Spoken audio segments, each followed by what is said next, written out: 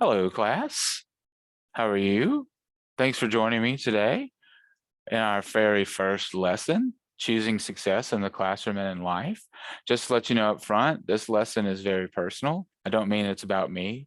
I mean that it's because it's about success. And success is a very personal thing. It looks and feels different to all of us. I'm going to be referring to human behavior in very general ways. This is not meant to include or exclude any one person or any one group from representation.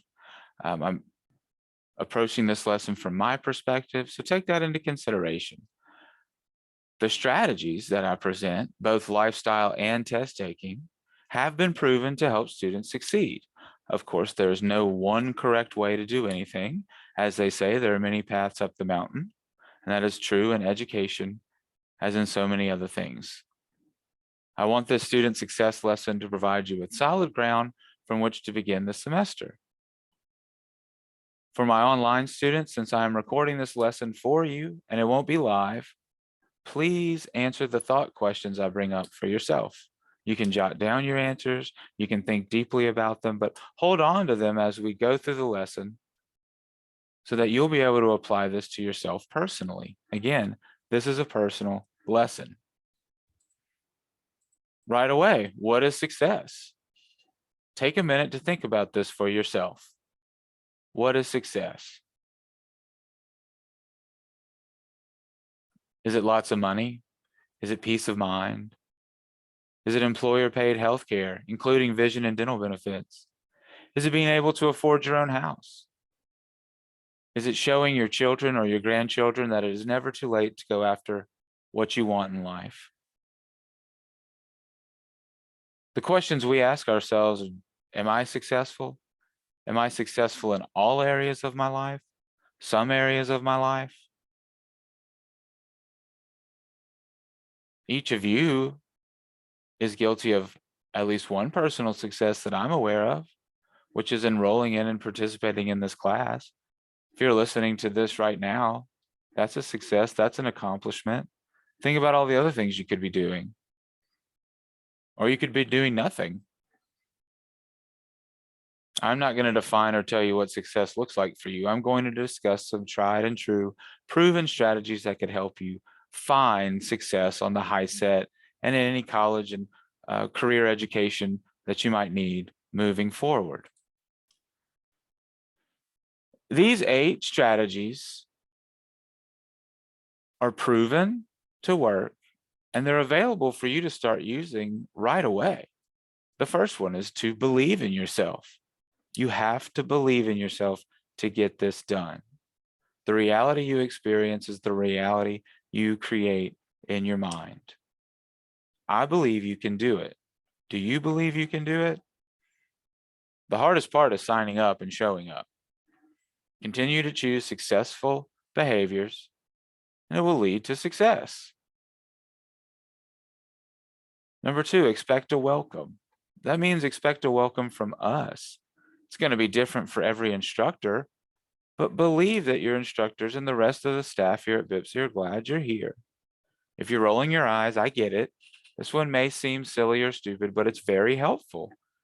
If you started this class with the belief that I don't want you here, or I don't want to help you, or I don't think you can be successful, then you're probably going to give up at the first sign of trouble or unease, or maybe not even really start, because like, why bother if he doesn't care? So confidently know that your instructors, including me, we're glad you're here. We're going to show that in different ways, but we all know that without you, we wouldn't have a job.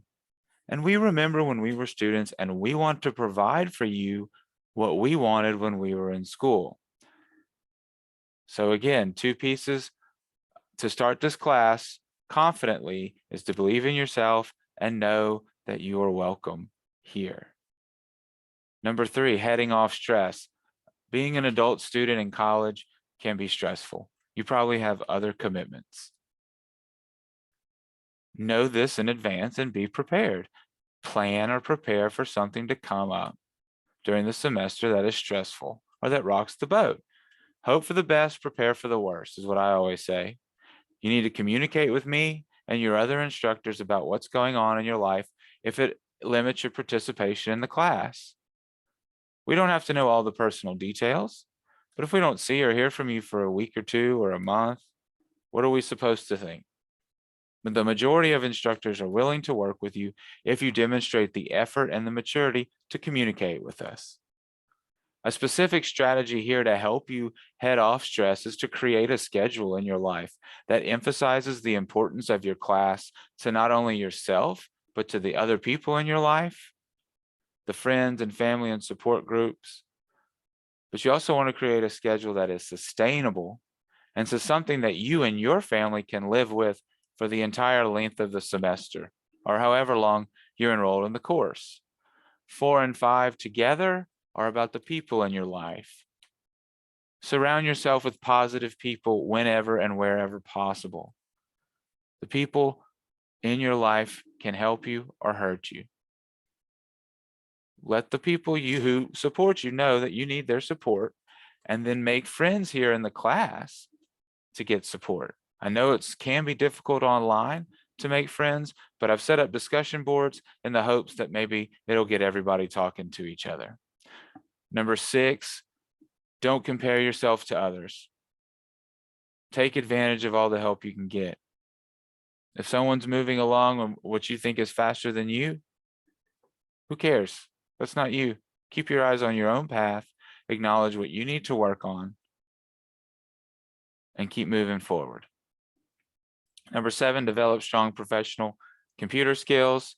Seriously, a lot of employers are always asking us, like, are we teaching computer skills? And when I say computer skills, I mean like Microsoft Word, Excel, knowing how to access online libraries and research materials outside of Wikipedia, knowing how to professionally send and receive emails, and knowing how to use the internet for academic and professional purposes of what employers want. So let's start developing those now. And number 8, ask questions. Just start right now. Always ask questions. I have a question about that. Okay, just ask. Would you describe yourself as flexible? Now, I don't mean physically or athletically flexible, although that's important, but what I'm talking about is emotional and mental, psychological flexibility. Are you able to move with the changes? Life is not going to go as planned. Even for the 8 weeks we're in class, something's going to happen or could happen. So can you adapt to those changes? Can you keep an open mind?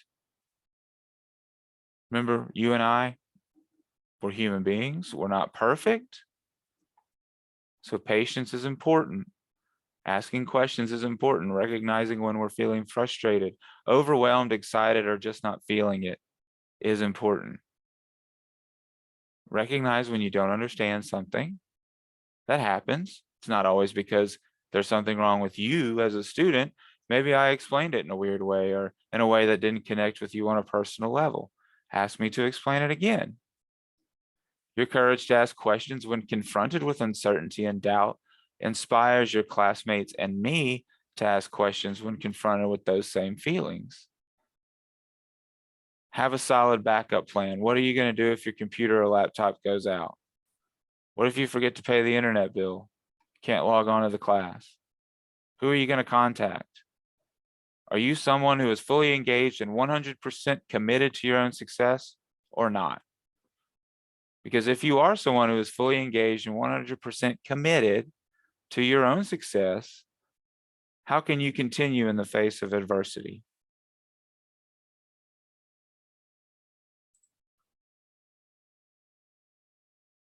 Fear. How does fear affect your ability to succeed? Are you afraid to ask for help? Are you embarrassed to ask for help? Embarrassment is fear in disguise. Are you afraid to fail? If we're afraid to fail, it can stop us from trying things, even doing things.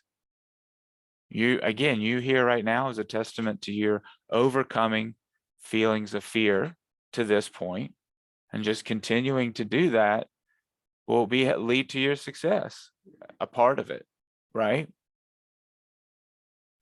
Do not let fear paralyze you before you have even begun. Fear of failure might lead you to choose to not even sign up or quit or not even come to class again. Let's say during the semester there is a drastic change in your life. You feel as though you've fallen behind and you're afraid that you're going to fail the class or be too far behind to catch up. Or what if one of your kids dumps Kool-Aid on your laptop and it's fried? So you think there's no way I could be successful with all this. I need to take a break. I can always try again when things settle down or when I have more time, which for what it's worth is true in 99.9% of all circumstances for students. But my response to you is this: when does life settle down? And when do we gain more time?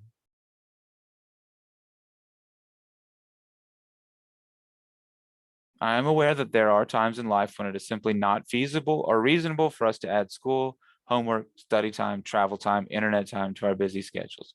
So I'm not judging anyone for making any decision that they've made or will make in their life. Choices aren't always necessarily black and white, yes, no, good, bad. Sometimes we're making choices with limited information, or that there are times when we don't know or can't see that we even have other options or choices available to us. So again, there's no judgment here, but hopefully you're empowered with knowledge to push past any fear that might be holding you back or has held you back. And that also looks like confidence in your answers on the test. Speaking of confidence on your answers for the high set, how about an actual testing strategy for success? The first strategy is to look at this Venn diagram that I have on the screen. A Venn diagram is a graphic organizer. It's super handy when you're studying or attempting to fully understand the similarities or the differences between two concepts. You could possibly see a Venn diagram on the high set and be asked questions about it. So pay attention, because I like to embed standardized testing skills development in all of our lessons in implicit and explicit ways. So I'll try to remember to point those out. But we have our two concepts: active readers or passive readers. The differences between the two are out in the circles, the separate circles, right under active readers and right under passive readers.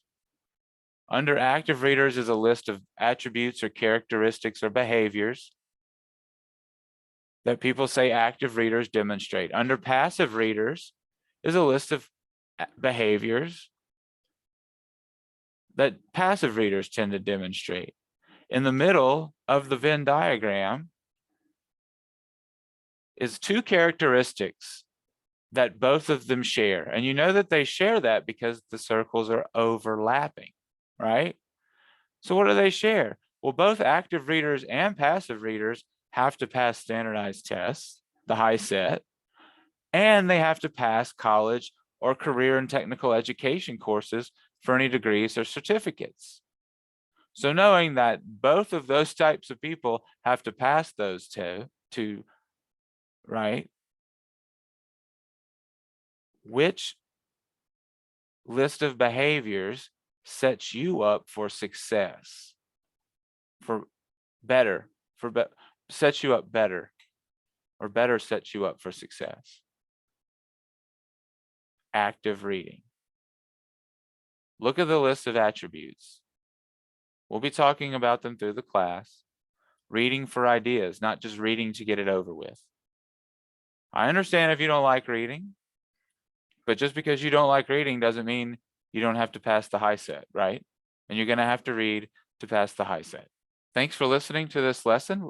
Let me know if you have any questions. There's no assignments associated with this. This is just to get us started in the class.